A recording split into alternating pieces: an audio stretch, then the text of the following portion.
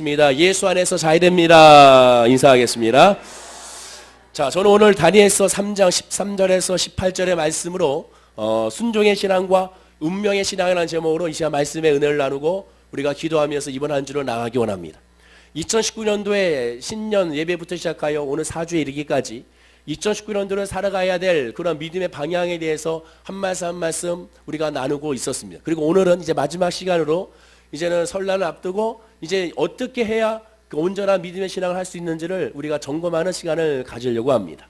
그 핵심은 바로 순종의 신앙인지 운명의 신앙인지를 점검해 보라는 거죠. 제목에서 우리가 알 수 있는 것처럼 신앙이라고 했습니다. 즉 믿는다라는 것이죠. 모두가 믿고는 있으나 그 믿음이 하나님 앞에의 순종의 믿음인지 아니면 세상에서의 운명적인 신앙인지를 점검해 보는 시간이 바로 이 시간이 되어야 한다는 겁니다. 바라오기는 이 시간에 예배하는 모든 이들에게 운명의 신앙을 버려버리고 오직 순종의 신앙으로 예수를 만나는 시간이 되기를 간절히 축원을 드립니다. 모든 것은 하나님이 하십니다. 모든 것은 하나님의 섭리입니다. 모든 것은 하나님의 절대적인 주권 안에 있게 됩니다. 이것을 믿는 자는 믿음으로 고백하게 됩니다. 믿지 않은 사람은 이것을 고백할 수가 없습니다. 믿는 자에게만 그래, 모든 것은 하나님이 하셔, 모든 것은 하나님의 섭리야, 모든 것은 하나님의 은혜야, 모든 것은 하나님의 열매야, 이렇게 고백할 수가 있게 되는 것이죠. 즉 믿음이 있어야 이런 고백을 할 수가 있게 됩니다. 그리고 그 고백의 바탕에는 하나님은 전능하신 하나님이라는 고백과 창조주 하나님이라는 고백의 바탕에서 모든 것을 하시는 분이야 라고 고백할 수가 있게 되는 겁니다. 그래서 하나님의 뜻은 인간이 도무지 거역할 수도 없고 인간이 그 뜻을 바꿀 수 없다고 고백하게 되죠. 그런데 잘못 생각하는 것이 내가 기도함으로 말미암아 하나님의 뜻을 돌이켰다라고 생각하는 분들이 있습니다. 그렇지가 않다라는 거죠. 하나님의 뜻은 영원히 동일하십니다. 그러나 인간이 봤을 때 근시안적으로 보기 때문에 마치 내가 기도해서 하나님의 뜻을 돌이킨 것 같으나 성경을 보십시오. 결국 하나님의 뜻은 하나님의 계획과 하나님의 때와 하나님의 방법으로 여전히 이루어지고 있음을 보게 됩니다. 기도란 내 뜻을 하나님의 뜻으로 말미암아 돌이키는 것이 그렇게 되는 것이 아니라 내가 기도해서 하나님의 뜻을 바꾸고 내가 기도해서 내가 원하는 대로 흘러가게 하는 것이 그것이 진짜 기도의 응답이 아니라 기도란 하나님의 뜻이 무엇인지를 발견하고 그로 말미암아 내 뜻을 하나하나 깨트리고 부서뜨리고 줄이고 축소하고 마침내 내려놓고 하나님의 계획과 하나님의 뜻을 받아들이는 것이 그것이 바로 기도의 응답임을 우리가 깨달아 알게 되는 것이죠. 하나님은 전능하신 분이고 무소부지하신 분이기 때문에 하나님께 기도함으로 말미암아 그 바탕에서 우리가 신앙생활을 할 수가 있게 되는 겁니다. 자신의 뜻과 계획은 인간적인 원죄로 말미암아 늘 교만하고 탐욕이 그 안에 버무려져 있음을 고백할 수밖에 없습니다. 아무리 우리가 그렇지 않다 하더라도 내가 물질을 갖고자 하는 목적이 무엇인가? 내가 좋은 직장과 좋은 사업장을 확장하는 이유가 무엇인가? 결국 그 마음에는 솔직히 하나님의 영광보다는 자기의 영광이 더 크게 확대되고 있음을 알게 됩니다. 언제 알 수 있습니까? 그것이 이루어지지 않았을 때 비로소 우리의 속마음이 들통나게 되는 것을 보게 되는 것이죠. 사람의 뜻과 계획은 교만과 탐욕과 죄로 찌들을 수밖에 없음을 보게 됩니다. 그래서 자기의 생각을 고집하는 그 자체가 성경은 불신앙이다, 불순종이다 라고 말을 하게 되는 것이죠. 따라서 좋은 신앙이란 무엇입니까? 하나님 앞에 내 뜻을 완전히 포기하고 하나님께 다 내어 맡기는 것이 좋은 신앙이라고 할 수가 있게 되는 겁니다. 자, 그런데 자칫 잘못하면 두 손 두 발 다 내려놓는 신앙이 되어버릴 수가 있습니다. 하나님께 맡긴다고 하니까 에라 모르겠다, 하나님 알아서 하십시오라고 난 모르겠습니다, 뒷짐지는 신앙이 좋은 신앙이 아니라는 겁니다. 진짜 예수를 만났는가? 진짜 하나님의 은혜 안에 있는가? 진짜 성령 안에 있는가? 그럼 뒷짐지는 것이 아니라 노력하는 신앙입니다. 열심히 땀 흘리는 신앙입니다. 열심히 달려가는 신앙입니다. 열심히 구하는 신앙이 되는 것입니다. 따라서 하나님이 어느 쪽이든지 나를 인도하시는데 그 인도하시는 신앙의 모든 것은 결국 하나님의 절대적인 주권 안에서 노력하는 신앙이 될 수밖에 없게 되는 것이죠. 우리가 예수 안에서 분명히 알아야 할 것은 기도해서 하나님의 뜻을 바꿀 수 없습니다. 적극적 믿음으로 행하면 하나님의 큰일을 이루어지는 것도 다 아닙니다. 자, 이 적극적 믿음이 어디서 출발합니까? 인간에서 출발하기 때문에 문제가 발생하는 거죠. 항상 긍정적인 사고하면 하나님께 복을 주십니까? 역시 아닙니다, 여러분. 긍정적인 사고, 적극적인 행동이 그것이 복으로 이루어지는 것이 아닙니다. 그것은 나의 주권이기 때문에 그렇습니다. 나의 의지이기 때문에 그렇습니다. 하나님의 은혜가 아니면 안 되는 것입니다. 그것을 완전히 깨달았을 때 그래서 그 은혜를 우리가 발견하게 되는 겁니다. 많은 사람들이 좋아한다고, 많은 목사님들이 설교한다고 그것이 진리가 아닙니다. 여러분 2019년도에 우리가 신년 축복성이 납니다. 신년 축복성이 하는 목적이 뭡니까? 왜 합니까? 2019년도에 신년 축복성이 더 복을 받기 위해서 합니까? 맞습니다. 근데 그 복이 뭡니까? 2019년도에 신년 축복성에 통하여 내가 이번에 사업이 잘 돼야지, 물질의 복을 받아야지, 11조가 늘어나야지, 직장의 문이 열려야지, 그겁니까? 그게 아닙니다, 여러분. 이걸 하는 이유는, 신년 축복성 하는 이유는 거기에 목적을 두는 것이 아닙니다. 하나님이 원하시는 것도 거기에 두지 않습니다. 하나님이 우리에게 관심을 갖는 것은 뭐라고 했습니까? 지난 1주, 2주, 3주에 걸쳐서 계속 반복적으로 말씀드리는 것인데, 하나님이 저와 여러분에게 원하는 것은 하나님과의 관계죠, 관계. 하나님을 알고 또 하나님이 나를 아시고, 문제는 하나님이 나를 아는데 내가 하나님을 모르기 때문에 문제가 발생하는 거기 때문에 하나님을 알기 위하여, 힘써 여호와를 알기 위하여 신년 축복성에 일어나는 겁니다. 그래서 복은 뭡니까? 그 복은 하나님을 아는 것이 복이고, 그 복은 하나님께 예배하는 것이 복이 되는 겁니다. 창세기 12장 1절과 2절에 하나님께서 아브라함에게 복을 주셨습니다. 그 복이 뭐라고 그랬습니까? 복은 바라크, 즉 히브리어 바라크는 예배하는 복입니다. 무릎 꿇는 복이에요. 주님을 아는 것이, 그것이 복의 시작입니다. 너무나 가슴이 아픈 것은 뭐냐? 남대문 시장이나 동대문 시장은 상인들이 많기 때문에 거기에 있는 예배 성전은 아무래도 그들을 위해서 예배를 드릴 수밖에 없는 것을 보게 됩니다. 물론 당연합니다. 그러나 어떠한 사람들이 모이든지 어떠한 사람들이 있든지 간에 그 목적은, 교회의 목적은, 예배의 목적은 복, 예수를 만나는 것이 목적이 되어야 되고, 예수를 깨닫는 것이 목적이 되어야 됩니다. 예수를 벗어나서는 교회의 목적이 사라지게 됩니다. 예수님이 십자가에 죽으시고 부활하신 이유는 예수를 알기 위하여, 구원하기 위하여 이 땅에 오셨음을 우리가 깨달아 알아야 되는 것이죠.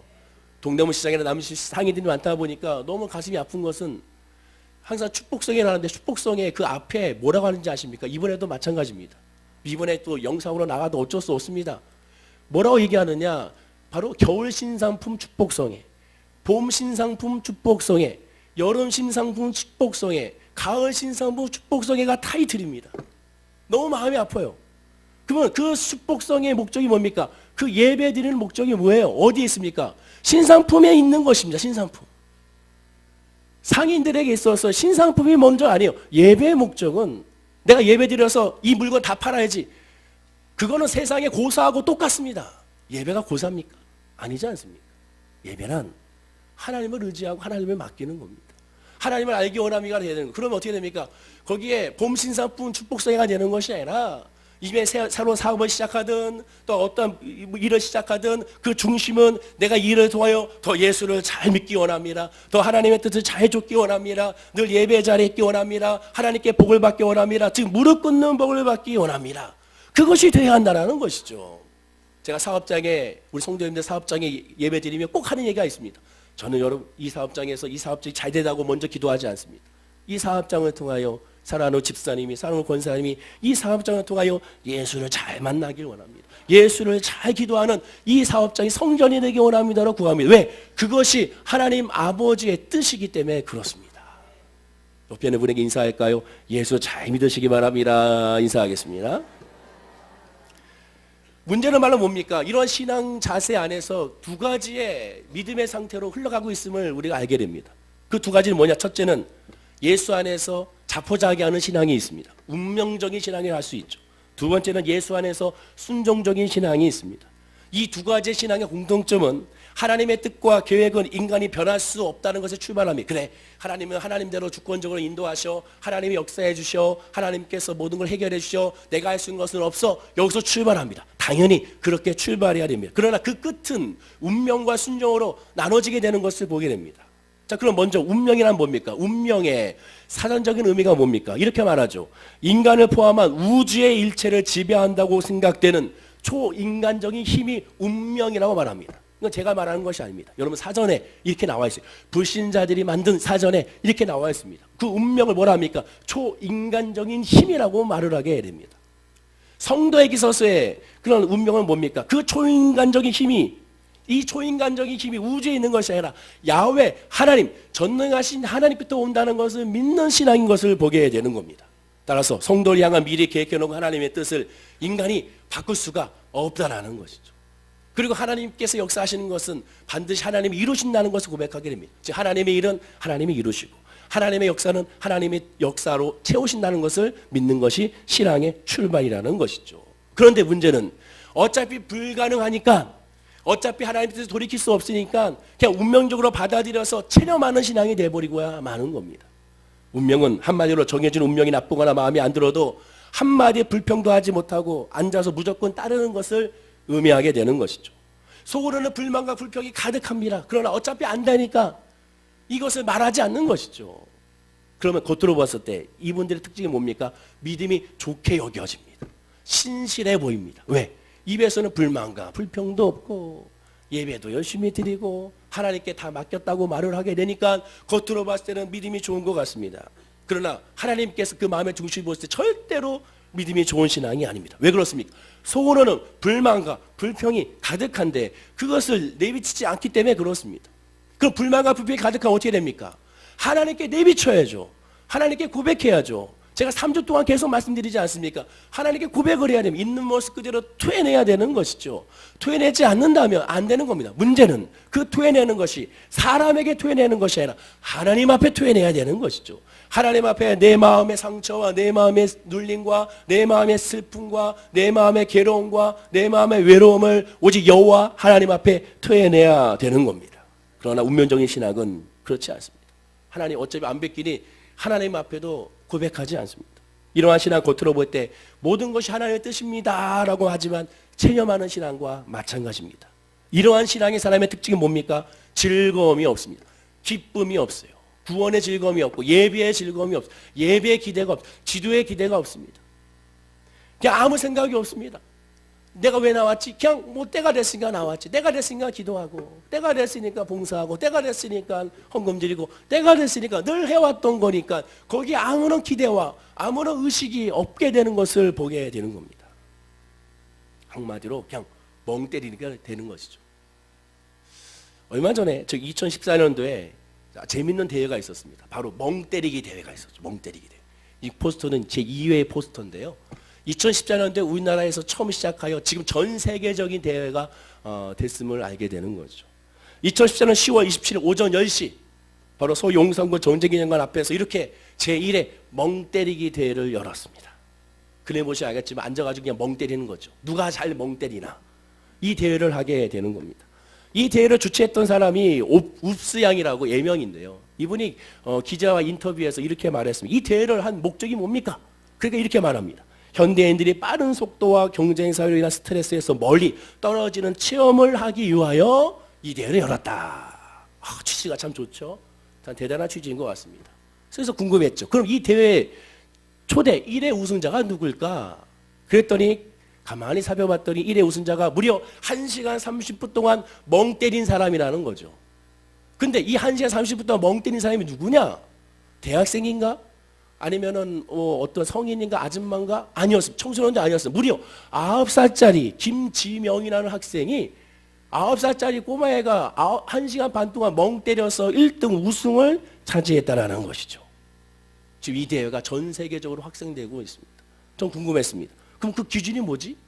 어떻게 해야 멍 때리는 거지? 가만히 생각해보고 찾아봤는데 그 기준에 대해서는 나와 있지 않더라고요. 너무 궁금합니다. 이 김지영이라는 이 학생이 1시간 반 동안 어떻게 멍 때렸을까? 굉장히 궁금하게 되는 것이죠. 이 멍 때리는 대회가 유행하자 서울 강북 삼성병원의 정신건강의학과 신동원 교수가 책을 냈습니다. 멍 때리기, 멍 때려라 라는 책을 냈죠. 이 책이 당시 2015년도에 베스트셀러가 됐습니다. 내용은 별거 없습니다. 한마디 그냥 멍 때립시오. 네? 스트레스 받지 않도록 중간중간에 멍 때리는 시간이 필요하다고 말합니다. 그럼 여러분 가만히 생각해보세요. 여러분도 가끔씩 멍 때리고 있습니다. 언제 때리는지 아십니까? 제 경험상 제가 멍 때릴 때가 언제냐? 부끄럽지만 화장실에 있을 때. 그때는 정말 멍 때려요. 아무 생각 없어요. 소변 볼 때 멍. 그다음에 용변 볼 때 멍. 여러분들 어떻습니까? 좀 이따 한번 생각해 보시죠. 화장실 갔다 오면 내가 그 순간에 멍 때렸구나. 그런데 이것이 영적으로 적용하면 안 됩니다. 영적으로 하나님 앞에 멍 때려서는 안 돼요. 예수님이 뭐라고 말씀하고 있습니까? 늘 깨어있으라고 그랬습니다. 깨어있지 않으면 어떻게 한다고 했습니까? 우는 사자와 같이 삼킬 자를 찾는 사단에 삼킴을 당한다고 말씀하게 됩니다. 하나님 앞에 호흡 있는 자가 여호와 찬양한 것처럼 늘 현재 이 순간 멍 때려서는 안 돼요. 하나님 앞에 늘 깨어서 하나님을 바라보고 하나님을 의지하고 하나님을 찬양하고 하나님의 뜻을 구하는 사람이 되어야 되는 겁니다. 늘 하나님 앞에 깨어있지 아니하면 안 되는 거예요. 옆에 분에게 인사하겠습니다. 멍 때리지 맙시다. 인사하겠습니다. 이 시간에 좀 졸다가 듣다 보면 아이고 나 순간에 졸았는데 멍 때렸는데 하시는 분인지 모르겠지만 멍 때려서는 안 되는 거예요. 즐거움과 기쁨이 없는 신앙에 남는 것은 뭐가 되겠습니까? 외형의 껍데기, 즉 종교 행위만 남게 되는 거예요. 이것이 진짜 무서운 겁니다. 나는 하나님 예배하고 나는 하나님께 기도했는데 하나님 날 모른다고 하면 그만큼 무서운 것이 무엇이겠습니까? 근데 더 안타까운 것은 예배 드리면서도 기도하면서도 헌신과 봉사하고 헌금 드리면서도 전혀 기대감이 없다는 것이 이것이 너무 안타까운 겁니다. 기대감이 있어야 돼요, 여러분. 하나님에 대한 기대감이 있어야 돼요. 하나님 내가 예배 드립니다. 아버지 내가 말씀을 듣습니다. 내가 말씀을 읽습니다. 내가 기도합니다. 그 사람에게 뭐가 있어야 됩니까? 기대감이 있어야 됩니다. 그리고 예수를 만난 사람은 기대감이 아니 없을 수가 없습니다. 왜? 하나님의 그 마음에 소원을 두고 행하신다고 했습니다. 소원이 뭡니까? 기대감이라고 할 수가 있게 되는 것이죠. 어떻게 하나님께서 인도하실까? 어떻게 하나님께 역사하실까를 바라보게 되는 겁니다. 다시 강조하지만 이들에게는 겉으로 봤을 때 하나님의 뜻입니다고 말하기 때문에 신앙의 좋은 모습으로 보일 수 있습니다. 그러나 그 신앙을 영적으로 봤을 때는 무너진 신앙이라고 할 수가 있게 되는 것이죠. 그렇다면 반대로 순종적인 신앙은 무엇입니까? 성도를 향해 미리 계획해 놓은 하나님의 뜻이 인간이 바꿀 수 없다는 것에 출발하는 것은 동일합니다. 여기서 말하는 순종이란 뭡니까? 헬라어로 휴바쿠어라는 단어인데 두 가지 의미가 있습니다. 주의 깊게 귀를 기울이다, 경청하다는 뜻이 있습니다. 그러니까 순종한다는 것이 행동이 있기 전에 먼저 귀를 기울여 경청하여 하나님의 메시지, 음성을 듣는 것을 의미하게 되는 겁니다. 이러한 순종은 운명과 정반대입니다. 순종에는 하나님의 뜻을 인간이 바꿀 수 없는 정도가 아니라 하나님께서 악한 것은 단 하나도, 단 하나의 행위도, 단 하나의 목적도, 단 하나의 사건도 하나님께서 하지 않는다는 확신이 바로 이 순종에서 출발하게 되는 겁니다. 하나님 하시는 모든 것은 선한 거야. 하나님 하시는 모든 것은 좋은 거야. 나에게 좋은 것을 주시는 거야 라는 그 확신에서 벗어나지 않는 것을 의미하게 됩니다. 지금 당장에 이해할 수 없지만 하나님은 절대로 선하시기에 그 일을 두고 불만과 불평과 불신을 하지 않는 겁니다. 믿습니다라고 하나님께 맡기게 되는 것이죠. 그리고 그 모든 일의 배경에는 하나님의 절대적인 주권이 있기 때문에 하나님께서 분명히 이 모든 것을 합력하여 선을 이루어 주실 거야 라고 믿음에서 출발하게 되고, 그 믿음의 출발은 결국 조급한 마음을 내려놓게 되고 하나님을 바라보면서 그래 하나님의 은혜로 떼어 주실 거야, 하나님 역사해 주실 거야, 내가 이거 하나님만 바라보는 거야 라고 끝까지 주님을 의지하게 되는 것이죠. 이런 믿음의 신앙은 성도가 가장 먼저 구하는 모습이 뭐가 되느냐? 뜻은 몰라도 하나님께 정말로 맡기게 됩니다. 하나님 난 모르겠습니다. 내일은 난 몰라요. 하루하루 삽니다. 하나님 알지 못하나 그러나 분명히 하나님께서 좋은 은혜로 베풀 줄로 믿습니다. 그러니 내가 기도하고 간구하오니 내가 그것을 알게 하여 주셔서 내 마음에 소원을 주시고 기쁨으로 행하게 하시고 감사로 움직이게 하시고 그 감사로 찬양으로 나가게 해달라고 고백하고 기도하게 되는 것이죠. 즉 맡기는 믿음만 구하게 되는 겁니다. 성경에서 졸지에 아픔과 상처를 당한 대표적인 인물로 욥을 말을 하게 됩니다. 그 욥의 경우를 보십시오. 욥은 먼저 자식과 재산을 몽땅 잃어버렸습니다. 자식과 재산을 몽땅 잃어버렸을 때 욥은 이렇게 말합니다. 우리 화면과 함께 읽어볼까요? 자, 시작. 이르되 내가 모태에서 알몸으로 나왔사온즉 또한 알몸이 그대로 돌아가 올지라 주시니도 여호와시오 거두시니도 여호와시오니 여호와 이름이 찬송을 받으실지이다 하고, 이 모든 일에 욥이 범죄하지 아니하고 하나님의 악을 원망하지 아니하니라. 자신의 자식과 재산을 몽땅 잃어버렸습니다. 그러나 이를 계기로 하나님 앞에 원망과 탄식하지 않았습니다. 심지어 말하죠. 주시니도 거두시니도 여호와시니 여호와 하나님을 찬양한다고 고백합니다. 이것이 욥의 신앙이고 순종적인 믿음의 신앙이 이러한 신앙입니다. 내 삶 가운데 지금 힘들고 어렵고 내가 질병 가운데 있고 물질의 어려움이 있고 사업과 직장의 어려움과 관계의 어려움 등 여러 가지 아픔과 상처가 있을 때 바로 그때 하나님 앞에 찬양해야 되는 겁니다. 고통 가운데 계시는 그 하나님을 바라보며 찬양하는 모습이 그것이 진짜 순종적인 믿음이라고 할 수가 있게 되는 겁니다. 하나님이 단지 모든 일을 주관하신 분이 아니라 그 분명히 반드시 이 안에 하나님의 뜻이 있어. 하나님의 분명한 계획이 있어. 그렇기 때문에 나는 하나님을 찬양할 거야 라는 그런 믿음의 고백이 흘러나올 수밖에 없는 거죠. 어느 누구나 잘 되면 다 감사하게 되어 있어요. 다 좋은 일에는 다 감사하고 찬양하고 할렐루야 합니다. 그 신앙에 결정적으로 알 수 있는 건 뭡니까? 시험이 다가고 환난이 다가왔을 때 하나님께 감사할 수 있는가? 하나님을 찬양할 수 있는가? 다윗이 하나님의 마음에 합한 사람입니까? 그가 뭐라고 고백합니까? 내 수치 하나님의 찬양이 되었다고 고백합니다. 자기의 수치가 찬양이 되었다고 고백한 사람이 다윗이에요. 여러분의 수치가 찬양이 될 수 있습니까? 여러분의 아픔이 찬양이 될 수 있나요? 여러분의 질병이 찬양이 될 수 있나요? 여러분의 고통이 찬양이 될 수 있습니까? 그것이 찬양이 될 때 그 사람이 진짜 성령 충만한 예수 안에 거하는 사람이 될 수 있음을 우리가 깨달아 알게 되는 겁니다. 근데 그것은 내 이성으로 하는 것이 아니라 내 마음의 성령 안에서 깨달아지는 겁니다. 아, 이것은 은혜구나. 이것은 기쁨이구나. 분명한 하나님의 역사가 있구나 하는 것을 고백하게 되는 것이죠. 심지어 욥은 자신의 머리부터 발끝까지 악창이 나서 극심한 고통에 시달리게 됩니다. 그때 그의 아내는 차라리 욥에게 말하죠. 하나님 아버지를 저주하고 죽어버리라 라고 말을 하게 됩니다. 그 정도로 극심한 고통이었어요. 그때 욥이 이렇게 고백합니다. 욥기 2장 10절인데요. 역시 다 함께 읽어볼까요? 자, 시작. 그가 이르되 그대의 말이 한 어리석은 여자의 말 같도다. 우리가 하나님께 복을 받았은즉 화도 받지 아니하겠느냐 하고 이 모든 일에 욥이 입술로 범죄하지 아니하니라. 바로 이거죠, 이거. 입술로 범죄하지 않았습니다. 극심한 고통, 극심한 질병에 그 아픔과 상처 가운데 그 입술로 범하지 아니하고 하나님께만 바라보고 있는 것을 보게 되는 겁니다. 예전에 말씀드린 것처럼 제가 호스피스에서 사역했을 때 그때 장로교 장로님이 말기암으로 호스피스 병동에 들어오셨죠. 췌장암이었습니다. 그리고 온몸이 다 퍼졌어요. 이제 말기암 호스피스 병동에 들어오는 분들은 2개월 의사로부터 당신은 2개월밖에 남지 않았습니다라는 선고가 있을 때 비로소 호스피스 병동에 입원을 할 수가 있게 됩니다. 근데 그 장로님께서 입원하시고 나서 2주째가 됐을 때 감사원금을 내밀면서 기도해달라 하셨습니다. 근데 그때 그 감사원 보고 제가 깜짝 놀랐죠. 두 가지밖에 없었어요. 첫째는 이제 드디어 하나님을 만날 수 있으니 천국 가게 되니 감사합니다. 자기의 죽음을 감사하고 있어요. 저는 그게 가장 충격이었습니다. 나의 죽음을 감사할 수 있다니 나는 과연 그것이 가능할까? 여러분은 어떨 것 같습니까? 옆에 한번 물어보세요. 당신은 죽음에 감사합니까? 못 물어보잖아요. 못 물어보잖아요. 왜? 신년초에 죽음 얘기하니까.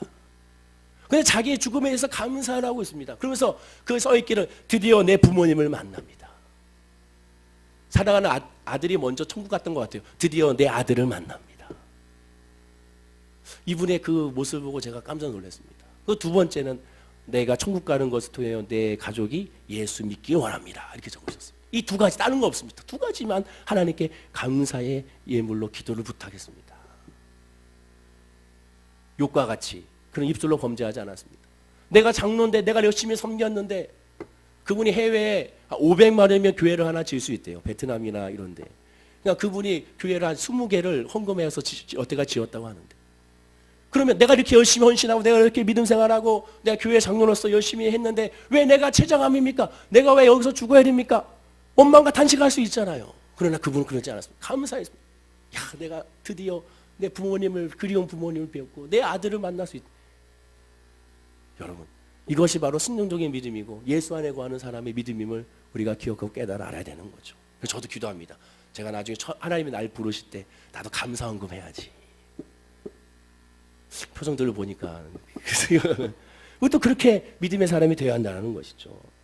욥이 말합니다. 진심으로 하나님이 하나님이심을 확신했습니다. 욥은 입술로 범죄치 않았습니다.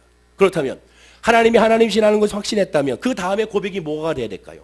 정말 하나님의 전능하신 하나님인 걸 확신하고 하나님께서 모든 것을 이끄신다는 걸 확신하고 하나님의 모든 것을 역사한다는 걸 확신하면 뭐가 됩니까? 그 고백의 끝은 하나님은 선하다는 고백을 하게 됩니다. 마태복음 10장 17절에 예수님이 말씀하십니다. 우리 다 함께 읽어보겠습니다. 어찌하여 선한 이를 내게 묻느냐? 선한 이는 오직 한 분이시니라. 하나님은 선한 분이라는 거죠. 악이 나올 수가 없습니다. 하나님께 악이 나올 수 없다면 뭡니까? 하나님 우리에게 베푸신 모든 것들은 다 악이 될 수가 있다 없다라는 거예요. 오늘 본문에 다니엘의 세 친구의 경우를 보십시오.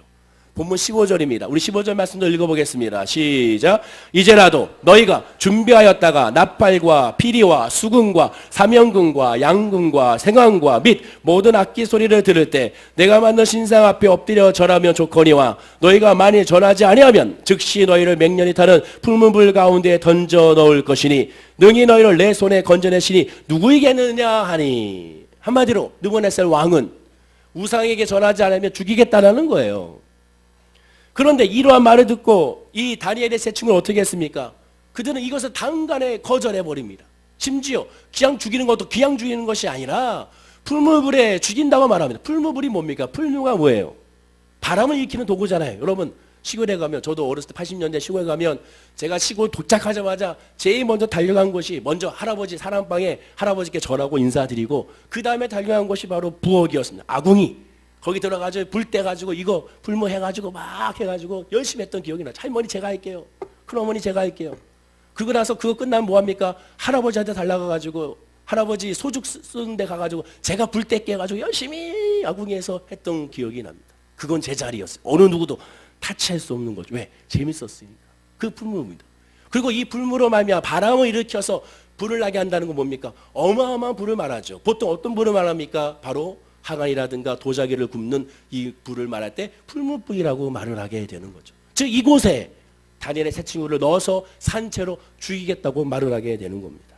자, 그때 이 세 친구들의 고백을 보십시오. 본문 17절과 18절입니다. 우리 다 함께 읽어볼까요? 시작. 왕이여, 우리가 섬기는 하나님이 계시다면 우리를 맹렬히 타는 불문불 가운데서 능히 건져내시겠고 왕의 손에서도 건져내시리이다. 그렇게 하지 아니하시라도 왕이여, 우리가 왕의 신들을 섬기지도 아니하고 왕의 세우신 금신상에 전하지도 아니할 줄을 아옵소서. 이들을 외워보십시오. 안 한다는 거예요. 그리 안 했지라도, 우리를 이 불문불에 집어넣는다 할지라도 우리는 하나님만 섬길 것이다 하고 고백하게 되는 겁니다. 하나님이 건져줄 줄 믿었지만 그리 아니할지라도 금신상에 절할 생각은 추워도 없다는 거죠. 그리 아니할지어야 되는, 그건 뭡니까? 자기가 이곳에 들어가서 죽음에 이르기까지도 죽음마저도 상관이 없다는 겁니다. 오늘 말씀에 이 다니엘의 이 고백의 핵심은 바로 뭡니까? 불문불에 타 죽어도 하나님의 선은 바뀌지 않는다는 거예요. 이것이 믿음의 고백입니다. 즉 다니엘의 세 친구는 내가 여기서 죽든 살든 상관이 없다는 거예요. 하나님의 영광은 변하지 않는다는 겁니다. 하나님의 은혜는 변하지 않는다는 겁니다. 이것이 진짜 믿음의 고백입니다.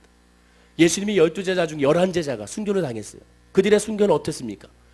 비참하고 고통스러운 상태에서 죽음을 당했어요. 어떤 사람은 거꾸로 십자가에, 어떤 사람은 목이 잘리고, 어떤 사람은 가죽이 벗겨지고, 어떤 사람은 톱으로 켜서, 어떤 사람은 창자에 있는 장을 다 끄집어내는 그러한 고통의 순교를 당했습니다.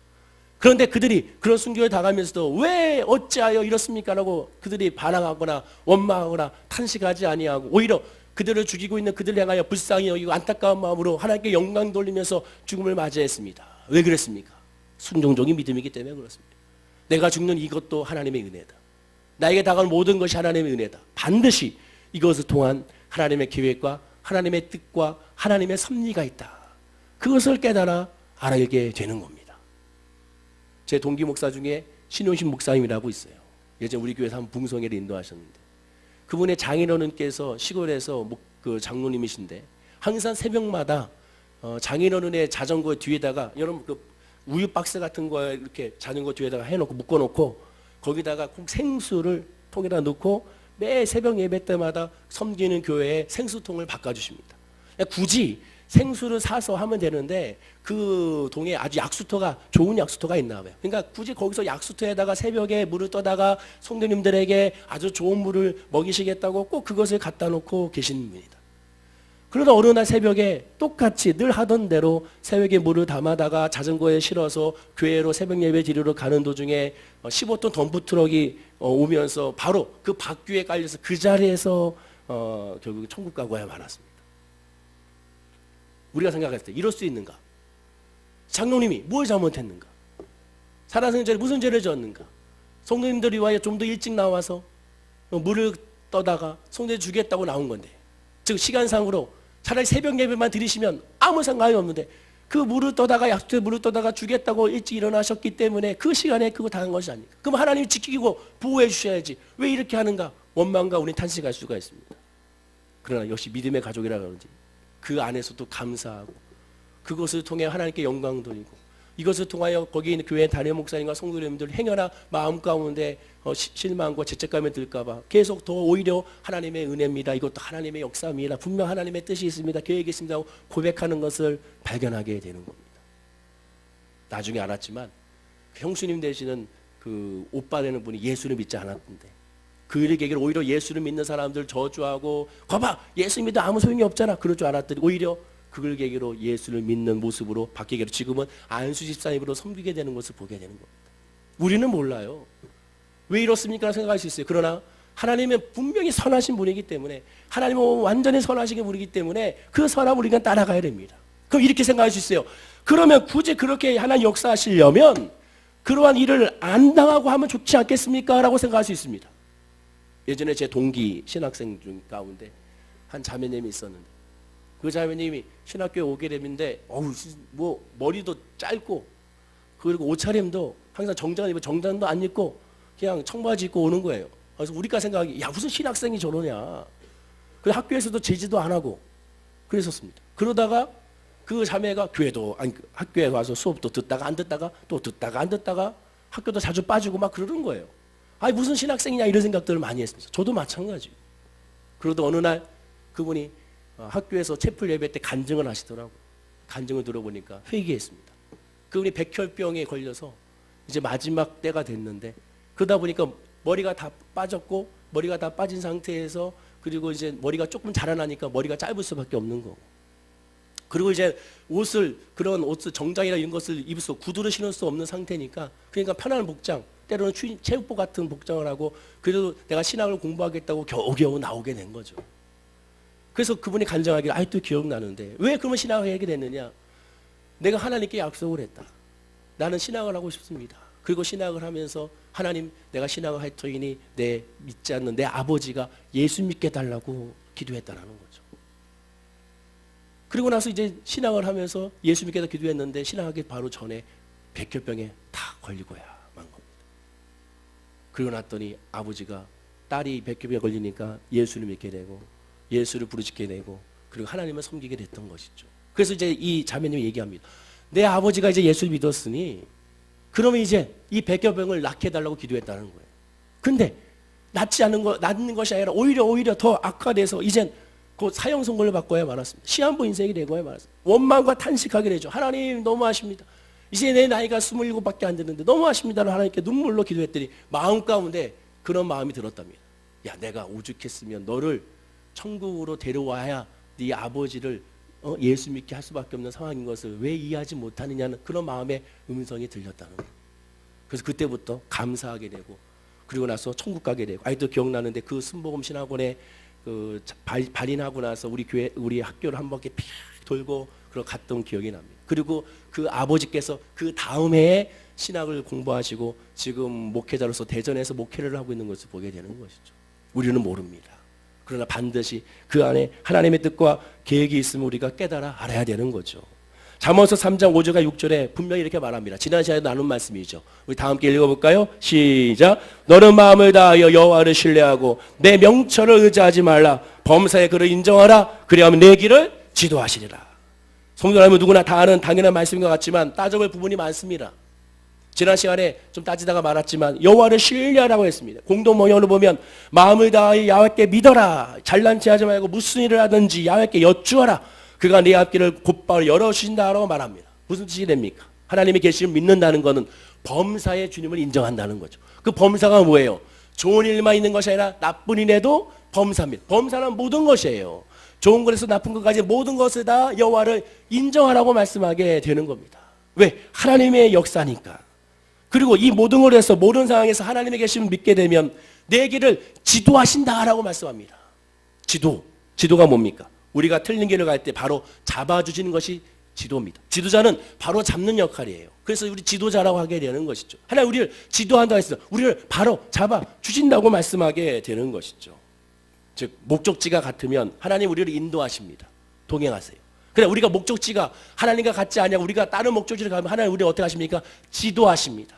우리를 징계도 하시고 우리를 책찍지도 하셔서 우리를 바른 길로 하나님은 인도하시는 것, 그 지도를 우리가 깨닫게 되는 것이죠. 분명히 말하면 내 명철을 의지하지 말라. 이 말씀 뭡니까? 내 명철이 틀릴 수가 있다라는 거예요. 너의 생각이 틀릴 수가 있어. 너의 계획이 틀릴 수가 있어. 너의 경험이 틀릴 수가 있어. 너의 지식이 틀릴 수가 있어. 너의 소망이 틀릴 수가 있어라고 우리에게 말씀해주고 있는 거예요. 그러나 틀리지 않는 분은 한 분밖에 없죠. 누굽니까? 여호와 하나님은 절대로 틀릴 수가 없다라는 것이죠. 여러분에게 인사하겠습니다. 하나님은 틀리지 않습니다. 인사하겠습니다. 따라서 성도란 무엇이든지 자기가 원하고 계획하는 것을 기도로 아뢰 수 있지만 하나님의 뜻을 반드시 그래서 먼저 구해야 되는 겁니다. 최소한 자신의 뜻을 언제든지 포기할 수 있는 준비가 되어 있는 것이 그것이 성령 충만한 하나님의 사람의 모습이 되는 겁니다. 결국 자기의 뜻을 구할 때 그 뜻이 하나님의 뜻과 맞지 않으면 하나님께 우리를 뭐 하십니까? 인도해 주시고 우리를 지도해 주시게 된다는 것이죠. 그래서 기도란 하나님 앞에 나를 인도해 주십시오. 나를 지도해 달라고 구하는 것이 바로 기도가 되는 겁니다. 그리 아니하시라도 하나님의 뜻은 어차피 안 되니까 체험하는 것이 아니라 항상 선하고 완전함으로 기꺼이 따르겠다는 겁니다. 하나님께서 이 시간에 나를 죽게 하신다면 그것도 죽으면 죽으리라. 그것도 은혜요. 나를 여기서 불문포에서 건져주시면 그것 또한 은혜요.